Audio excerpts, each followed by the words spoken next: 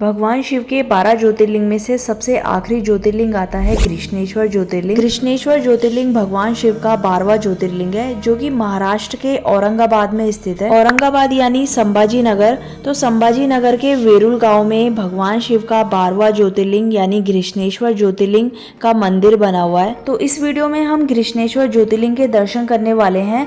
ज्योतिर्लिंग यात्रा की सारी इन्फॉर्मेशन शेयर करूंगी, कैसे यहाँ आ सकते हैं, दर्शन के rules, A to Z information. तो वीडियो को लास्ट तक जरूर देखना और थोड़ी भी इन्फॉर्मेटिव लगे तो do like, share and subscribe. पहली बात ये है कि कृष्णेश्वर ज्योतिर्लिंग मंदिर तक पहुंचने के लिए आपको महाराष्ट्र के औरंगाबाद आना होगा और औरंगाबाद से कृष्णेश्वर ज्योतिर्लिंग मंदिर लगभग 30 किलोमीटर है। इस डिस्टेंस को आप ऑटो, टैक्सी या बस से भी कवर कर सकते हैं। हमने संभाजी नगर के सिडको से कृष्णेश्वर मंदिर तक के लिए ऑटो बुक किया है, जिसने 500 to 600 चार्ज किए हैं। यहाँ से वहाँ तक पहुँचने में अप्रोक्स 1 घंटा तो लगेगा। तो चलिए यहाँ से आगे पहले मंदिर तक पहुँचते हैं। इसका तो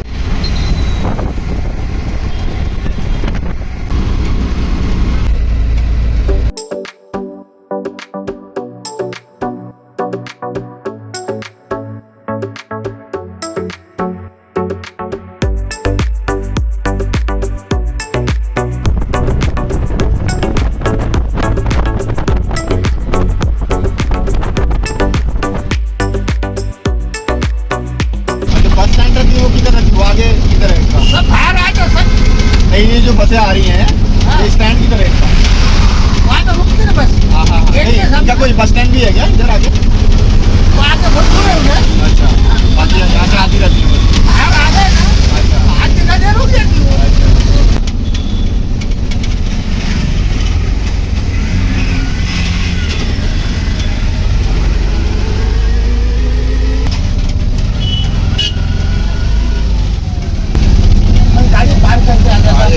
मंदिर के पास पहुंच गए हैं और ये यहाँ की पार्किंग एरिया है, यहाँ गाड़ी पार्क कर सकते हैं और इस तरफ से सीधा अब अंदर मंदिर के लिए जाना है। यहाँ पर आप ये टेंपल का मार्क भी देख सकते हो, यहाँ से क्रॉस करके सीधा मंदिर की तरफ चलते हैं। चलो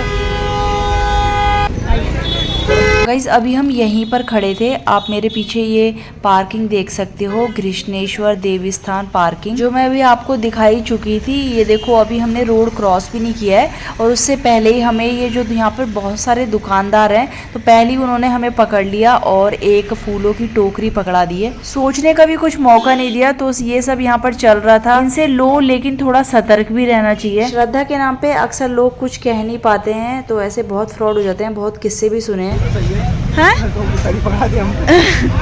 चढ़ावा सबको लेना होता है। मंदिर की इस गली में बहुत सारी दुकानें बनी हुई है, यहाँ से जाके खुद भी ले सकते थे। इन्हीं दुकानों के कुछ लोग बाहर घूम रहे होते हैं टोकरी लेके फूलों की। तो ये सब ऐसा यहाँ पर चल रहा था। अब ये लेडीज हमें खुद अपनी दुकान पे ले जा रही है। तो आप इस गली में अगर अंदर जाओगे तो दोनों तरफ दुकानें हैं और यहाँ से खुद भी प्रसाद और फूल ले सकते हो। यहाँ से आप देख सकते हो कृष्णेश्वर मंदिर दिखाई दे रहा है। पहले तो अभी यहाँ पर दुकान पे देख लेते हैं ये लेडीज़ क्या बोलती है क्या नहीं। दुकान पे तो ले आई है अपनी। नहीं, सूट का चार्ज नहीं भैया। फूल पत्ती लेंगे तो पूरा इसका कैसे चार्ज लेंगे। पूजा सामान है, गंगा जल है, दीदी वैसा पूजा नहीं देंगे। बेल दतरा कबीर भैया चढ़ेंगे, दोनों के हाथ से गंगा जल की धार लगाएंगे और प्रेशर चुनरी आप चढ़ेंगे माता पे। केले का कमल है, चुनरी कितने रुपए का है? बता के देंगे दीदी। पहले 20 बता का दो। फूल है सारा, 30 का 3 फल है, 50 का गंगा जल है। नीचे है अंदर रसीद वगैरह कुछ नहीं, स्वयं जाना स्वयं चढ़ाना। पूजा हो तो पैसा देना, नहीं चढ़ता वापस लाना सामान। फल तो ले लो ना, फल में 50 रुपये पूरा का। ठीक है, ओके। तो हमारे शूज़ तो इन आंटी ने अपनी दुकान पे उतरवा दिए थे और भी बहुत सारी चीज़ें ऐड कर दी थी, कर भी रही थी, करी जा रही थी। पंडित से ज़्यादा ज्ञान दे रही थी, इसीलिए तो वो वहाँ आगे से पकड़ के अपनी दुकान पे लाई। चलो इतना तो कोई नहीं, यहाँ से आगे मंदिर की तरफ तो जा ही रहे हैं। वहाँ पर भी आसपास क्लॉक रूम और शूज़ वगैरह रखने के लिए तो मिल ही जाएगा।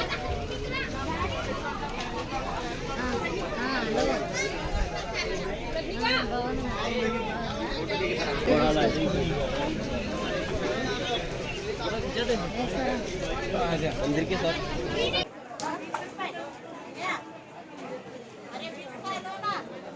ये पहुंच गए हैं हम मंदिर के पास और ये आप देख सकते हो Shri Krishneshwar main entrance 12th ज्योतिर्लिंग। यहीं से मंदिर में जाने के लिए मेन एंट्री है और यहाँ से अंदर वीडियोग्राफी बिल्कुल भी अलाउड नहीं है। इनफैक्ट मोबाइल यहीं बाहर डिपॉजिट कराना होगा। तो यहीं पर मंदिर के आजू बाजू में आपको क्लॉक रूम्स मिल जाएंगे जहाँ हम अपना मोबाइल डिपॉजिट करा सकते हैं। अदरवाइज स्लिंग बैग और पर्स वगैरह तो अंदर ले जा सकते हैं, इसमें कोई दिक्कत नहीं है।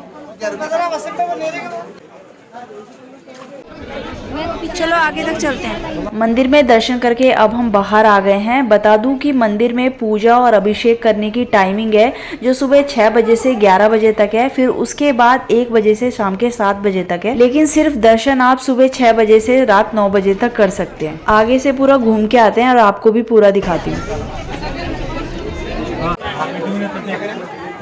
आगे चलते हैं यहाँ से।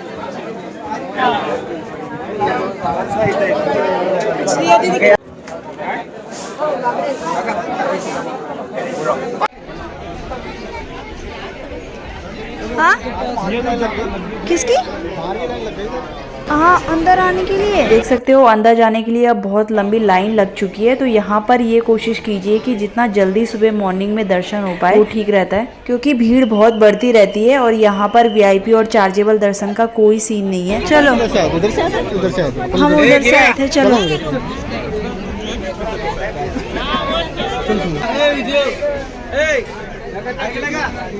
मेन एंट्री पे वापस आ गए हैं। यहाँ से अंदर हमने एंट्री की थी। अंदर हमने दर्शन कैसे किए थे, यहाँ से अंदर जाने के बाद लाइन के सेगमेंट बने हुए हैं, उसके भी 2 फेस हैं। समझ सकते हो कितना लंबा चक्कर है मंदिर में अंदर एंटर होने के लिए। जितनी भीड़ ये बाहर दिखाई दे रही है उससे डबल भीड़ यहाँ से अंदर है। तो 2 से 3 घंटे तो हमें दर्शन करने में लग ही गए थे और ज्यादा भी लग सकते हैं अगर भीड़ बहुत ज्यादा है तो। और इस ज्योतिर्लिंग में आदमियों को यानी मेंस को शर्टलेस होना पड़ता है। उनके अपर बॉडी पे कुछ भी पहना नहीं होना चाहिए, तभी उन्हें अंदर मंदिर में जाने दिया जाता है। और साथ ही बेल्ट भी अलाउड नहीं है। ये रूल यहाँ पर मैंडेटरी है मेल्स के लिए। और यहाँ पर सभी को मंदिर के गर्भगृह में जाने दिया जा रहा था। इनफैक्ट शिवलिंग को हाथ लगाने दिया जा रहा था। भगवान शिव का आशीर्वाद सबको मिल रहा था। हमने पहली बार किसी ज्योतिर्लिंग को हाथ लगाया है। सच में ऐसा लग रहा था मानो साक्षात शिव हमें मिल गए हैं। बहुत अच्छे दर्शन हो गए। मंदिर परिसर में अंदर थोड़ी देर बैठ भी सकते हैं और फिर इसी मेन एंट्री गेट से बाहर आ गए। शिव सेवा सेफ्टी लॉकर, यहीं पे हमने अपना मोबाइल डिपॉजिट कराया था।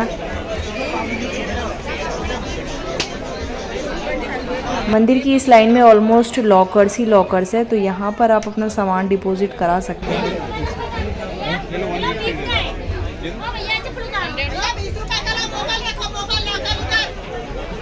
हर ज्योतिर्लिंग की तरह इस ज्योतिर्लिंग का भी अपना एक खास महत्व है, एक पौराणिक कथा है। भगवान शिव की एक परम भक्त हुआ करती थी घुष्मा, जो शिव जी की रोज दिन रात पूजा किया करती थी। तभी एक दिन घुष्मा की बड़ी बहन ने घुष्मा के बेटे को मारकर नदी में फेंक दिया। लेकिन हर रोज की तरह घुष्मा शिव भक्ति में लीन रही और तभी शिव भगवान ने स्वयं प्रकट होकर घुष्मा को दर्शन दिए। भगवान शिव ने घुष्मा को उसकी बहन का सच बताया, लेकिन घुष्मा ने भगवान शिव से कहा कि आप उसे माफ कर दीजिए। भगवान शिव घुष्मा की इस बात से प्रसन्न हुए और घुष्मा से वरदान मांगने को कहा। तो फिर घुष्मा ने भगवान शिव से आग्रह किया कि आप सदा के लिए यहीं विराजमान हो जाइए। भगवान शिव ने घुष्मा की ये प्रार्थना स्वीकार की और बोला, मेरा ये ज्योतिर्लिंग घुष्मेश्वर नाम से विख्यात होगा, इसीलिए इस ज्योतिर्लिंग को घुष्मेश्वर और कृष्णेश्वर भी कहा जाता है।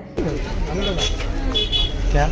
तो अब मंदिर की इस गली से तो बाहर निकल के आ गए हैं। यहाँ से हम सीधा अंदर मंदिर के लिए गए थे। इस तरफ जाके देखते हैं क्या है। यहाँ पर भी एक कोई मंदिर है, तो यहाँ पर भी आप जा सकते हैं। और इस तरफ आगे तो शायद अब कुछ नहीं है। चलो ना।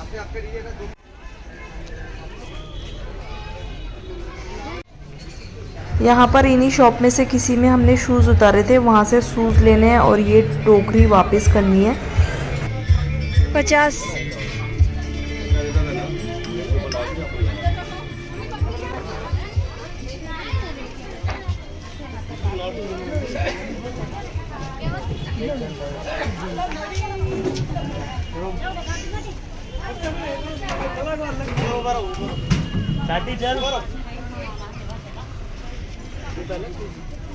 पहना तुम। मंदिर से बाहर आप इस तरफ आ जाते हैं तो यहाँ से भी आप मंदिर का ऊपरी हिस्सा देख सकते हैं और यहीं से फिर आप देखोगे तो बाहर निकलने का रास्ता है। तो यहीं से अंदर एंटर हुए थे और यहीं से बाहर एग्जिट होंगे।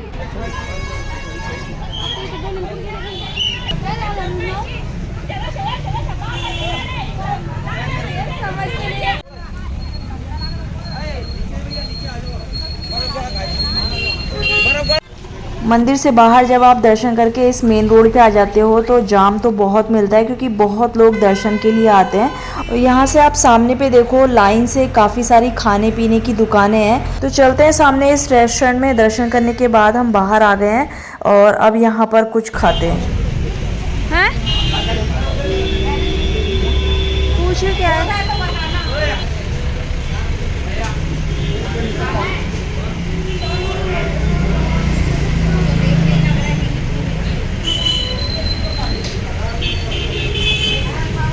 ऑन रोड ही अब इस ढाबे पे बैठ गए हैं और यहाँ से आप ये सामने रोड देख रहे हो, ये औरंगाबाद से आ रहा है और ये यहाँ से सीधा बीच में यहाँ पे पार्किंग लिखा हुआ है, जय बालाजी पार्किंग। यहाँ से अंदर हम मंदिर के लिए गए थे और सीधा यहाँ से सीधा जाते हैं तो एलोरा केव्स आता है।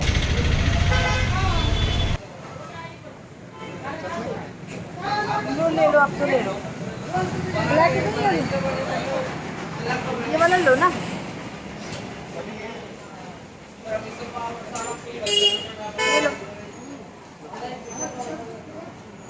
यहाँ पर कुछ खा पी के दर्शन तो हो गए हैं। यहाँ से आगे जाएंगे एलोरा केव्स। तो आप घृष्णेश्वर मंदिर दर्शन करने के साथ साथ आगे जा सकते हो एलोरा केव्स और भी टेम्पल है जो मैं आगे वीडियो में बताऊंगी। लेकिन पहले अभी हम अपना ये मिसल पाव खत्म करते हैं। और हाँ, महाराष्ट्र में घूम ही रहे हैं तो महाराष्ट्र का ये मिसल पाव तो ट्राई कर ही सकते हैं।